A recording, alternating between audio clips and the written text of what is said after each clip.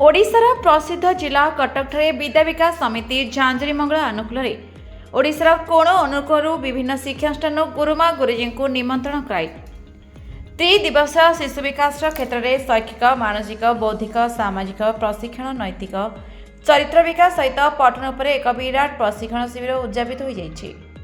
प्रशिक्षण शिविर को शिक्षाविद भाव विद्युत कुमारी लाला प्रदीप प्रज्वलन कर प्रशिक्षण शिविर को पुष्पमय करथिले। विद्या विकास समिति डॉक्टर रमेश चंद्र दास सभा कार्य को तुलाई।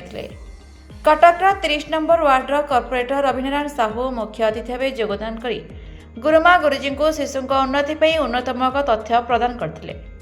सेपरि अपराह्न सभारे समाजसेवी शरणी कुमार धड़ मुख्य वक्ता भाव शिक्षार्थी पठन शैक्षिक धारा उपर टिप्पणी प्रदान करथिले।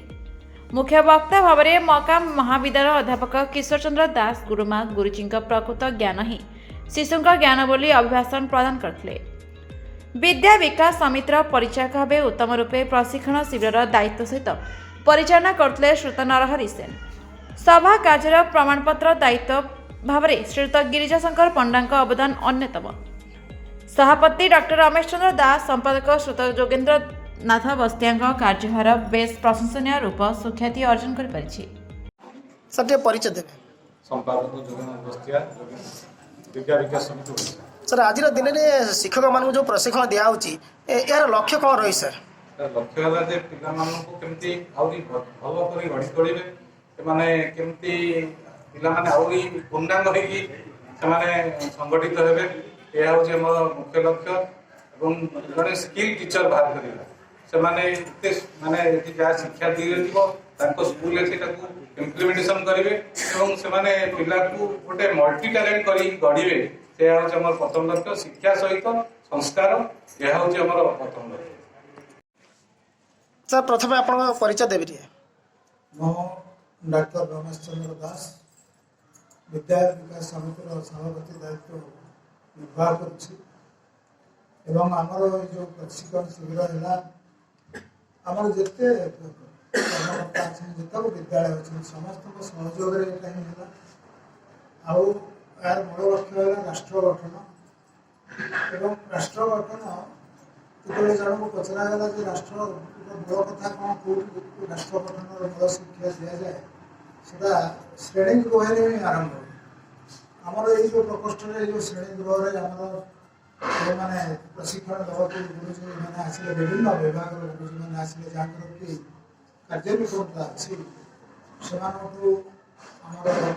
विभिन्न विद्यालय गुरुमा मैंने प्रशिक्षण दिगला जोटा कि जिते विद्यालय अच्छे ओडार सी जाए पूर्व कम्युनिकेट कौन तार प्रचार विस्तार आरंभ एवं सुनागरिक गठन राष्ट्र गठन गति रही पे मूल लक्ष्य। तेणु ये प्रशिक्षण शिविर में बहुत संख्या गुरुमा मैंने सर आप परिचय देवे सर? अध्यापक किशोर चंद्र दास मोकाम महाविद्यालय वाणिज्य अध्यापक तथा आमर विद्या विकास समितिर वरिष्ठ उपदेष्टा। सर आज विद्या विकास समितिर आचार्य प्रशिक्षण शिविर चली से विषय कौन कहे? आमर विद्या विकास समितिर जो प्रशिक्षण शिविर दीर्घ 3 दिन हम चली आज हूँ उद्यापन दिवस। ये उद्यापन दिवस परिवेश आमर उपस्थित समस्त अतिथि आमर गुरुमा और समस्त कर्मकर्ता को प्रथम आपंकर मीडिया माध्यम समस्त अभिनंदन ज्ञापन कर गोटे कथा आम शिखिले जे प्रधान आचार्य आचार्य मैंने जो शिक्षा दि जाऊँगी जो शिविर माध्यम ये हूँ विद्या विकास परिषद गोटे अभूतपूर्व सफलतार कार्यक्रम।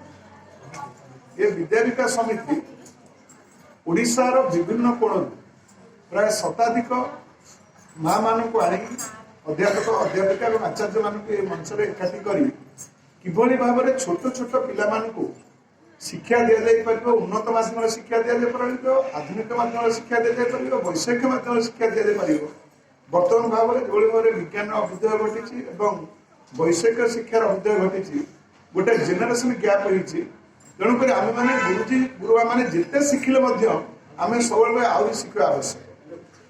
तेणु ये जो शिखार जो भावना नहीं कि आम मैंने आज दीर्घ 3 दिन हम 25, 26, 27 दिन एकाठी तार गोटे मुख्य लक्ष्य रहा आम कि गोटे छोटिया कड़ी को फूल भाव फुटेवा सी कि भाव अधिक मार्क रखु न रखु गोटे भल मनीष समाज में तेणुक आम जो सरस्वती शिशु मंदिर विद्या विकास समिति अधीन जो 100 रु ऊर्ध्व स्कूल अच्छी प्रत्येक स्कूल आचार्य मान गोटे शिक्षा दि जाए आपण पिला एभली गढ़ी तोलिबे समाज जो कोण से विभिन्न जगह एस्टाब्लिश हेले बासनार से भाव में आम अनुष्ठान बासनायित हो ओडिशा जाजपुर जिलार ब्यूरो चीफ शंकर सेठी रिपोर्ट प्रतीक्षा न्यूज।